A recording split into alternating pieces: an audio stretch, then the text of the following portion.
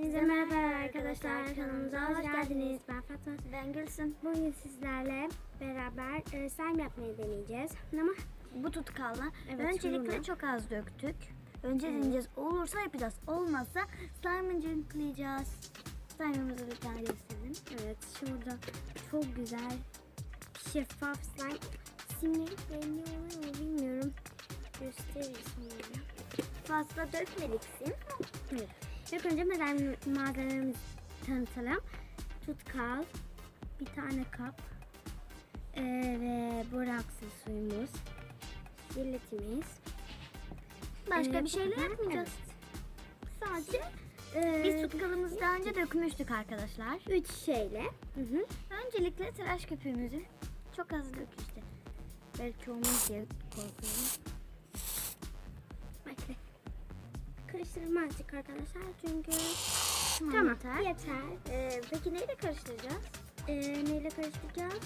Arkadaşlar siz Gülsüm'le azıcık videoya devam edin. Gülsüm sen borakslı suyu yaptın mı? Hazır. Tamam. Sen azıcık öyle slime'ımı önce koyabilirsin arkadaşlar. Ben bir tane bir şey alıp geleceğim.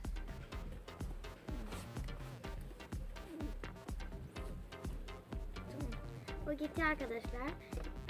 Yarısını kopartıyoruz. Şeffaf. Evet arkadaşlar. Kopuyor. Simleri gözüküyor mu bilmiyorum. Geldim. Evet. Geldim. Akşam bunu sıcak su banyosu yapacağız. Bir de uzamaya başlayacak. Şimdilik çok uzamıyor. Karıştırayım mı? Evet, karıştırmaya başlıyoruz. Ben bunu kapatıyorum. Şimdi nerede yapacak gibi duruyor? Bir şey olur ya. Boyutlu sularla dökmedik. Daha dökmeyeceğiz zaten. Arkadaşlar bu arada aşağıda çünkü delikli olduğu için fazla delikte götürmüyoruz. O da kendisi gidiyor yani slime'ın. Bakar mısınız? Ama çıkmıyor ya. Slime'a bakın arkadaşlar olacak gibi duruyor. Çok güzel. Biraz daha dökelim ki. Evet biraz daha dök. Belki daha bir şey olur yani. Bilmiyorum. Olacak gibi gözükmüyor. Olsun ama ya. Yeter. Bir şey yok zaten. İnşallah. Karıştır, ben diyorum ki belki olmaz. Şimdi dökeyim mi bundan? Dök. Yeter bu kadar, bakalım. Evet oluyor mu? Sanırım olacak gibi duruyor. Arkadaşlar devam ediyoruz. Çok güzel bir slime oldu. Daha biraz dökebilir misin ya? Duruyor ama sanırım yapışacak. Yapışacak ellerimizi alırsak. Evet. Ama şimdi daha çok toplanmaya başladı arkadaşlar. Arkadaşlar güzel olursa yani güzel olursa bir videoda bununla çekeceğiz. Hani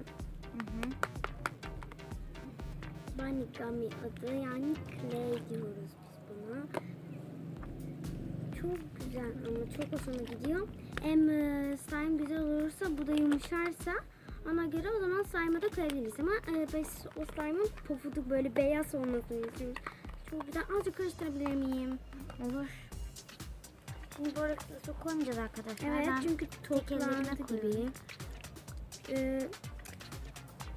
Bir dakika göreyim. Sanki biraz yapışıyor gibi. Ondan bırak. Değil. Arkadaşlar çok güzel ama yani bir rengi var. arkadaşlar yağmur yağmaya başlıyor. Evet. Daha fazla yağmur yağarsa içeri gireceğiz. Evet sizinle beraber. Çünkü bize doğru da gelmeye başladı. Ve kameramıza gitmeye başlayacağız. Evet. Çünkü zaten bizim havalar sonbahara doğru gidiyoruz biliyorsunuz. Yani ama yine hala havalar Sonbahar sıcak. Yani çok soğuk değil ama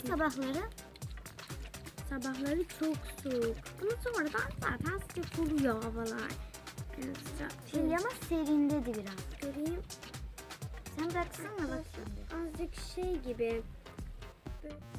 Evet arkadaşlar, slime'ımız oldu. Onu sıcak su banyosu yaptık. Clay koyduk, bir de söylediğimiz slime'dan koyduk, bir de daha çok tıraş köpüğü koyduk arkadaşlar.